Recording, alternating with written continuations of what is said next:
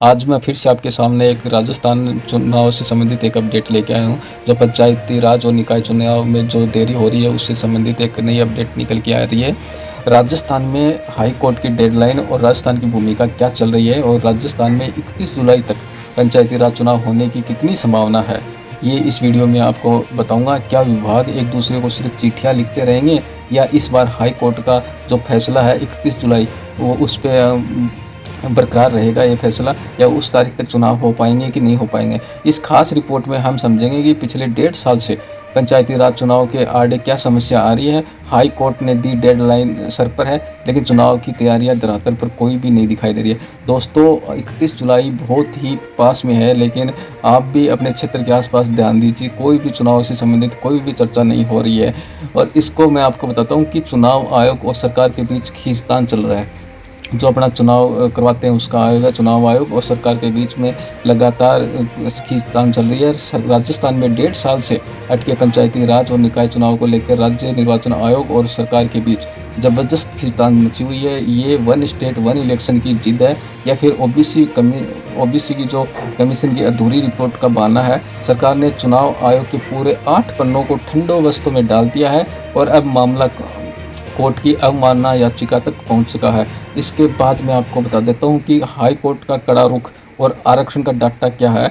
इसके बारे में आपको बताता हूं कि माननीय हाई कोर्ट ने कड़ा रुख अपनाते हुए चुनाव संपन्न कराने के लिए 31 जुलाई की आखिरी समय सीमा डेडलाइन तय कर दी गई है।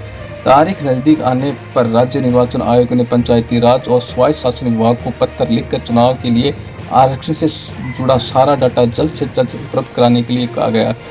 दोस्तों, चुनाव आयोग पहले भी अपनी तैयारियां कर चुका था, और अब भी वो सोचता है कि मेरे को हाई कोर्ट में जाकर के मेरे को डांटना पड़े। इसलिए उन्होंने अपना लेटर लिख करके सरकार को और स्वायत्त शासन विभाग को और पंचायती राज विभाग को, दोनों को लेटर लिख के और जल्द से जल्द पूरा डाटा मंगवाने के लिए उन्होंने कार्रवाई शुरू कर दी गई है। इसके बाद मैं आपको बताता हूँ कि नेताओं के बयान और आयोग का डर क्या चल रहा है।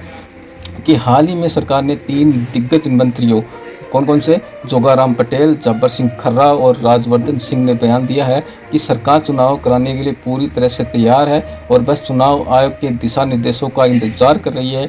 इस बयान को आधार बनाकर आयोग ने तुरंत आरक्षण का डाटा मांग लिया है। इसके पीछे एक बड़ा डर भी छिपा है, क्योंकि 15 अप्रैल की डेडलाइन पर वोटर लिस्ट तैयार न कर पाने के कारण आयोग को कोर्ट के सामने बिना शर्त माफ़ी मांगनी पड़ी थी। दोस्तों, कोर्ट ने पहले भी एक डेडलाइन दी थी कि 15 अप्रैल तक आपको चुनाव करवाने पड़ेंगे, लेकिन उस समय क्या क्या कि चुनाव आयोग के पास एक वोटर लिस्ट तैयार नहीं थी, जिसके कारण उसको माफ़ी मांगनी पड़ गई थी। इसके बाद मैं आपको बताता हूँ कि तारीख आगे बढ़ने की तैयारी है या फिर ओबीसी रिपोर्ट आने की तैयारी है। कौन सा होने वाला है? सूत्रों के माने तो चुनाव टालने का समय सीमा को आगे बढ़ाने के लिए राज्य सरकार इसी हफ्ते कोर्ट में एक अंतिम प्रार्थना पत्र पेश करने की तैयारी में है। हाँ दोस्तों, आप खुद सोच लीजिए कि अभी 31 तारीख तो बहुत ही पास में आने वाली है, लेकिन अभी तक चुनाव कहीं दूर दूर तक नज़र नहीं आ रहे हैं। तो इसमें ये तो पक्का हो गया है कि सरकार दोबारा कोर्ट में जाकर के प्रार्थना पत्र पेश करेगी कि चुनाव की डेट आगे खिसकाने के लिए। सरकार के पास इस बार वही पुराना तर्क है कि ओबीसी कमीशन की रिपोर्ट नहीं मिली।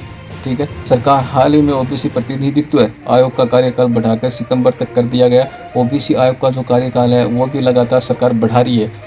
अब ओबीसी आयोग का कार्यकाल है वो सितंबर तक है, जिसे आधार बनाकर कोर्ट से समय मांगा जाएगा, और ये जल्द से जल्द सरकार की तैयारियां हैं कि जल्द से जल्द कोर्ट में जाकर के अपना प्रार्थना पत्र पेश कर सकती है सरकार। इसके बाद मैं बताता हूँ कि सरकार की मंशा क्या चल रही है कि वन स्टेट वन इलेक्शन और के कारण वो सरकार अनदेखी भी कर सकती है।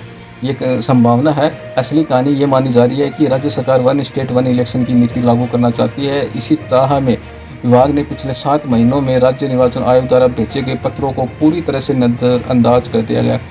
दोस्तों, मैं आपको बताता हूं कि चुनाव आयोग ने लगातार कंटिन्यू पत्र भेजे थे, लेकिन उसका कोई जवाब नहीं आया था, और लास्ट में एक 3 तारीख को जाकर के उन्होंने चेतावनी व लेटर भेजा था, उसका जाकर के जवाब आया था। और वो कौन कौन से लेटर थे वो मैं आपको बता देता हूँ कि पत्रों का सिलसिला और लापरवाही क्या रही थी पिछली बार।